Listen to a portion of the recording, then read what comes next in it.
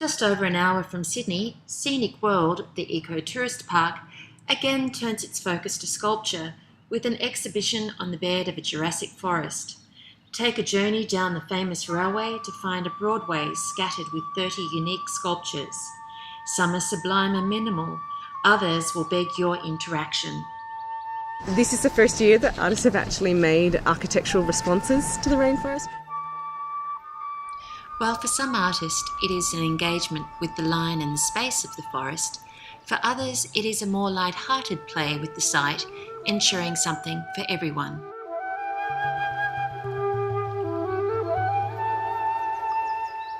Well, this is the centre, well done, and this is usually the deep dark rainforest, and I guess it's the place where everyone really wants to be.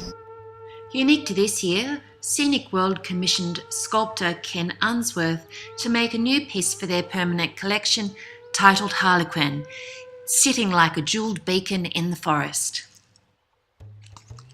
And the winner of this year's Sculpture at Scenic World Prize is Jacqueline Spedding for her subtle installation Transcend.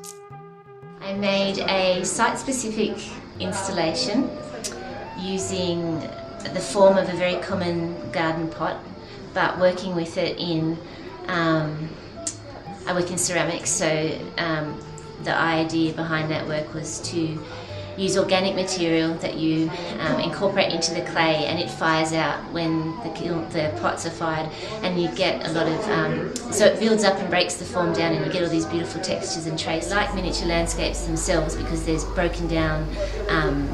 actually broken down terracotta pots in them, and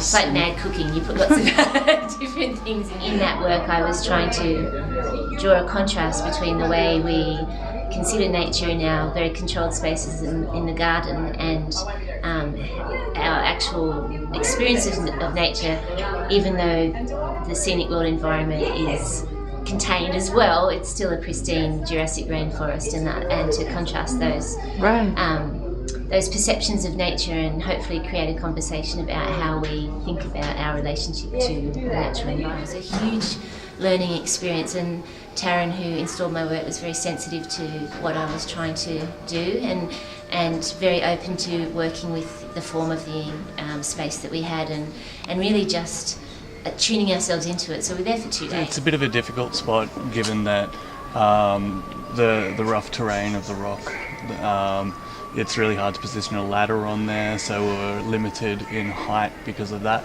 and also given the environmental concerns. Given a site like this, we try then to curate it so that it comes from all angles.